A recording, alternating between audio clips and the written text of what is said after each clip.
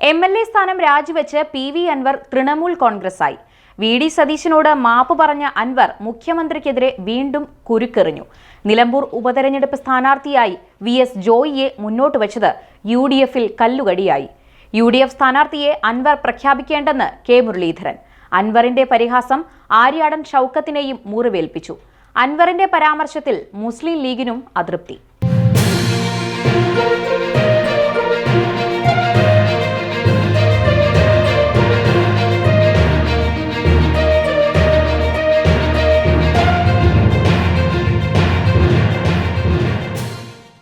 Nilambur MLA PV Anwar സ്പീക്കറുടെ ചേംബറിലെത്തി രാജിക്കത്ത് കൈമാറിയതിന് പിന്നാലെ അൻവറിനെ കേരള കൺവീനറായി നിയമിച്ച് തൃണമൂൽ കോൺഗ്രസിന്റെ ഔദ്യോഗിക പ്രഖ്യാപനം വന്നു.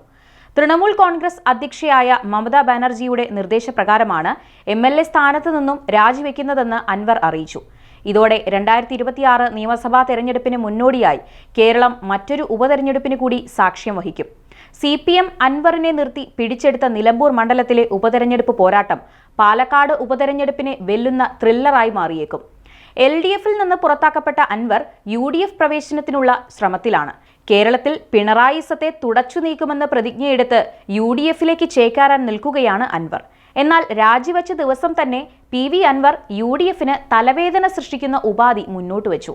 നിലമ്പൂർ മണ്ഡലത്തിൽ ഉപതെരഞ്ഞെടുപ്പിൽ ആര് സ്ഥാനാർത്ഥിയാകണം എന്ന കാര്യത്തിലാണ് അൻവർ നിബന്ധന മുന്നോട്ട് വച്ചിരിക്കുന്നത്. VS ജോയിയെ സ്ഥാനാർത്ഥിയാക്കണമെന്ന് പറഞ്ഞ് കോൺഗ്രസിനുള്ളിൽ ഒരു കുത്തിത്തിരിപ്പിന് അൻവർ ശ്രമിച്ചുവെന്ന ആക്ഷേപമാണ് ഇപ്പോൾ ഉയരുന്നത്. നിലമ്പൂരിൽ ആര്യാടൻ ഷൗക്കത്തിനെ പിന്തുണയ്ക്കില്ലെന്ന സൂചനയാണ് അൻവർ നൽകുന്നത്. ആര്യാടൻ ഷൗക്കത്ത് ആരാണ് എന്നായിരുന്നു ചോദ്യം. ആര്യാടൻ മുഹമ്മദിന്റെ മകനല്ലേ, സിനിമ എടുക്കുന്ന ആളല്ലേ, അദ്ദേഹം നാട്ടിലുണ്ടോ എന്നും അൻവർ പരിഹസിച്ചു. ഷൗക്കത്ത് മത്സരിച്ചാൽ പിന്തുണ നൽകൽ പ്രയാസമാണ്, ജയിക്കുന്നതും പ്രയാസമാണെന്നും അൻവർ പറഞ്ഞു. അതേസമയം ജോയി സ്ഥാനാർത്ഥിയായാൽ 40,000 വോട്ടുകൾക്ക് ജയിക്കുമെന്നും അൻവർ അവകാശപ്പെട്ടു. ഇനി 482 ദിവസം മാത്രമാണ് പിണറായിക്ക് ബാക്കിയുള്ളതെന്ന് അൻവർ പറഞ്ഞു. ഇന്നു മുതൽ കൗണ്ട് ഡൗൺ ആരംഭിക്കുകയാണ്. മലയോര കർഷകരുടെ മുഴുവൻ പിന്തുണയും ആർജിച്ചുകൊണ്ടായിരിക്കും പിണറായിസത്തിനെതിരായ പോരാട്ടം. PV അൻവർ പാർട്ടിയിൽ നിന്ന് പോയിട്ട് ഒരു രോമം പോലും പോയില്ലെന്ന് പറയുന്നവർ പാർട്ടിയിലുണ്ട്. അത് നമുക്ക് കാണാം. നിലമ്പൂർ ഉപതെരഞ്ഞെടുപ്പിൽ സ്ഥാനാർത്ഥി ആരാകുമെന്ന കാര്യത്തിൽ UDF-ന് മുന്നിൽ ഒരു ഡിമാൻഡ് വെക്കുന്നു. മലയോര മേഖലയിൽ നിന്നുള്ള പ്രശ്നങ്ങൾ അറിയുന്ന ആളായിരിക്കണം നിലമ്പൂരിലെ സ്ഥാനാർത്ഥി.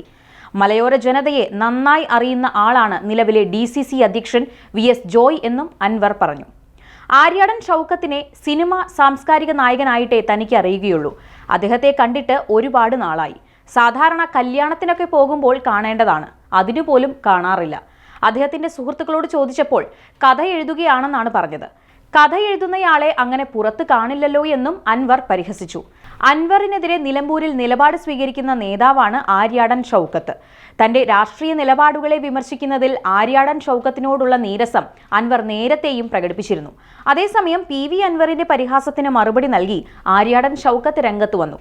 ആര്യാടൻ ഷൗക്കത്ത് ആരാണെന്ന് ആളുകൾക്കറിയാം. നിലമ്പൂർ മണ്ഡലം ഉപതെരഞ്ഞെടുപ്പിന് സജ്ജമാണെന്നും തനിക്കും VS ജോയിക്കും ഇടയിൽ തർക്കമില്ലെന്നും ഷൗക്കത്ത് പറഞ്ഞു. സ്ഥാനാർത്ഥിയെ UDF ആണ് തീരുമാനിക്കേണ്ടത്. അൻവർ സ്ഥാനാർത്ഥിയെ നിർദ്ദേശിച്ചതിന്റെ ശരിയെയും ശരികേടിനെയും കുറിച്ച് ഇപ്പോൾ മറുപടി പറയുന്നില്ലെന്നും ഷൗക്കത്ത് പറഞ്ഞു. അൻവറിന് മറുപടിയുമായി കോൺഗ്രസ് നേതാവ് K മുരളീധരനും രംഗത്ത് വന്നു. നിലമ്പൂരിലെ സ്ഥാനാർത്ഥിയെ പാർട്ടി തീരുമാനിക്കുമെന്ന് K മുരളീധരൻ പ്രതികരിച്ചു. VS ജോയിയും ആര്യാടൻ ഷൗക്കത്തും മണ്ഡലത്തിലെ വോട്ടർമാരാണ്. സ്ഥാനാർത്ഥി ആരാവണമെന്നതിൽ അന്തിമ തീരുമാനം കോൺഗ്രസ് ദേശീയ നേതൃത്വമാണ് കൈക്കൊള്ളുകയെന്നും K മുരളീധരൻ പറഞ്ഞു.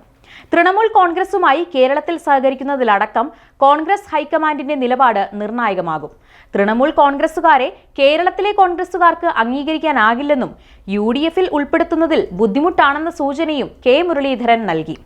മമതാ ബാനർജി ഇന്ത്യ സഖ്യത്തിന്റെ ഭാഗമാണെങ്കിലും അവരുടെ പ്രവർത്തനങ്ങൾ കോൺഗ്രസിനെതിരാണ്. രാഹുൽ ഗാന്ധിയുടെ നേതൃത്വത്തെ മമത അംഗീകരിക്കുന്നില്ല. അധീർ രഞ്ജൻ ചൗധരിയെ BJP-യുമായി ചേർന്ന് പരാജയപ്പെടുത്തിയവരുമായി യോജിക്കാൻ കഴിയില്ലെന്നും K മുരളീധരൻ വ്യക്തമാക്കി. PV അൻവർ നിലമ്പൂർ MLA സ്ഥാനം രാജിവെച്ചത് മുസ്ലിം ലീഗുമായി കൂടിയാലോചിച്ചിട്ടല്ലെന്ന് PK കുഞ്ഞാലിക്കുട്ടി വ്യക്തമാക്കി. അൻവറിന്റെ രാജി സർപ്രൈസ് ആണ്. ഇക്കാര്യത്തിൽ ലീഗ് സ്വന്തമായി തീരുമാനമെടുക്കേണ്ട ഒന്നുമില്ല. അൻവറുമായി സഹകരിക്കുന്നത് സംബന്ധിച്ച് ആദ്യം കോൺഗ്രസ് ആണ് തീരുമാനമെടുക്കേണ്ടത്. പിന്നീട് UDF ചർച്ച ചെയ്ത് തീരുമാനിക്കും. അതിനൊപ്പം ലീഗും നിൽക്കുമെന്നും കുഞ്ഞാലിക്കുട്ടി പറഞ്ഞു.